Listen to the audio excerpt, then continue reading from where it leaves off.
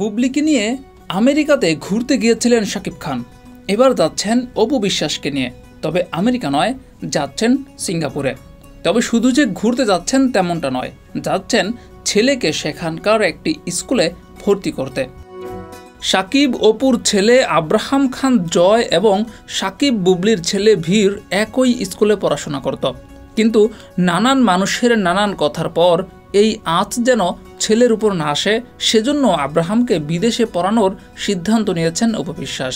শাকিব খানের সম্মতিতেই এই সিদ্ধান্ত নিয়েছেন তিনি।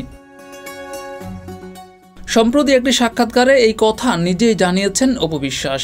জয়কে সিঙ্গাপুরের একটি নামী স্কুলে ভর্তি করাতে চান উল্লেখ করে অপু বিশ্বাস বলেছেন, এই সিদ্ধান্তে বাবা শাকিবের ভূমিকা ছিল সমানভাবে গুরুত্বপূর্ণ। জয় সিঙ্গাপুরের একটি স্কুলে ভর্তি হবে, সে সেখানেই পড়ালেখা করবে, আমরা কিছুদিন ওই দেশেই থাকব।